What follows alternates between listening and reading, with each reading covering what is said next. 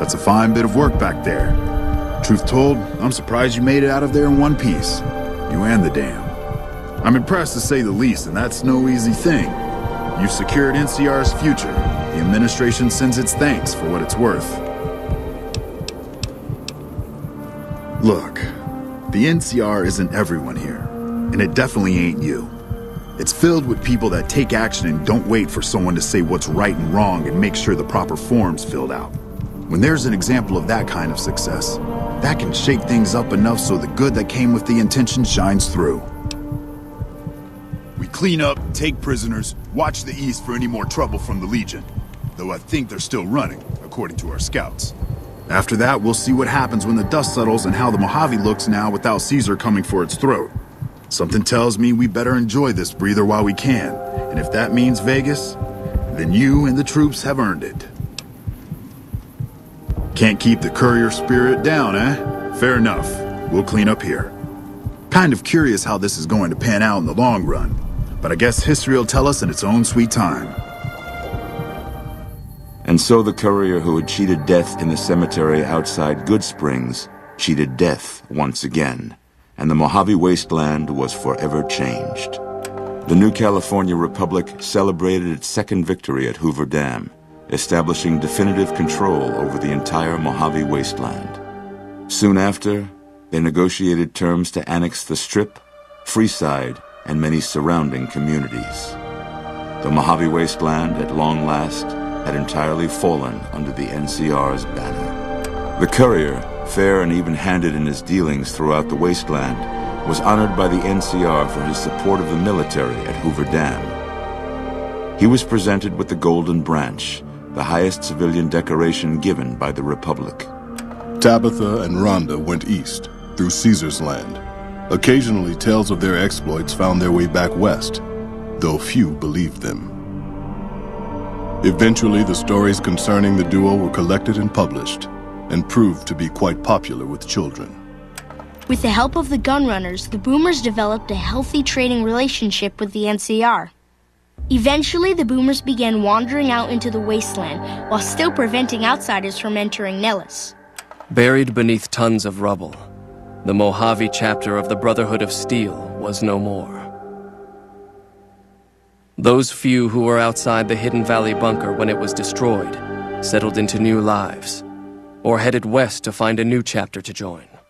Never weakened by NCR, the Fiends staged an attack against Camp McCarran during the Second Battle of Hoover Dam. Though NCR repulsed the Fiends, they suffered heavy losses in the process. After the NCR's victory at the dam, the followers of the Apocalypse were pushed out of Old Mormon Fort during its occupation by NCR forces. NCR further encouraged them to leave Outer Vegas entirely, and the followers had no choice but to comply. Good Springs saw more trade along I-15 after NCR gained control of the Mojave wasteland, but with that came a heavy burden of the Republic's taxes. Some old-timers, unable to handle the cost, were forced to move on, grumbling all the while. Rose of Sharon Cassidy died as her caravan died. In an unmarked grave, another victim of the Mojave. After generations of being beaten down, the great Khans were finally broken by the courier. Those few who avoided the courier's wrath moved north into the wilderness of Idaho, where they tried once more to rebuild. Thanks to the courier and Lily, a cure for the Nightkin's schizophrenia was found shortly after Dr. Henry's experiment concluded. Nightkin and other super mutants in the wasteland flocked to Jacobstown, and the town became known as a haven where a mutant could find peace. Lily continued to take her medicine at half doses, and although she remembered her grandchildren, her mind remained muddled and confused. Eventually, she parted ways with the courier and traveled west, seeking the remnants of her past. After the NCR victory at Hoover Dam, the temporary truce between them and the Kings blossomed into a full-scale relief effort for the people.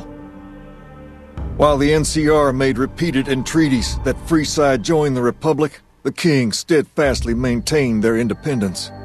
After Ray's brain was transplanted into Rex's cybernetic body, It took Rex some time to adjust to the old scrapyard dog's memories. Eventually, Rex's mind settled peacefully, melding his own memories with that of long travels with old Lady Gibson. Though Novak was a low-priority target for the Legion, many of Novak's citizens died in its defense. In the weeks that followed, several bright followers returned to Novak to help restore its defenses, allowing it to remain independent of NCR. With the dam firmly in their grasp, the NCR turned its attention towards wresting the correctional facility from Powderganger hands. The Powdergangers are no match for the battle-hardened troops of the NCR, and summary execution awaited the Powdergangers who managed to survive. After the majority of the Vault 19 Powdergangers joined the Great Khans, the weaker members scattered throughout the Mojave Wasteland. Though a few managed to erase their past, most never survived the journey. After Hoover Dam, Sheriff Myers runs Prim with his own style of frontier justice. He deals with most folks fairly, but now and then someone winds up dead with little to no evidence against them.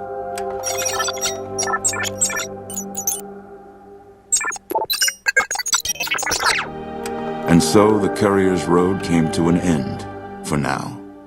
In the new world of the Mojave Wasteland, fighting continued, blood was spilled, and many lived and died just as they had in the old world. Because war never changes.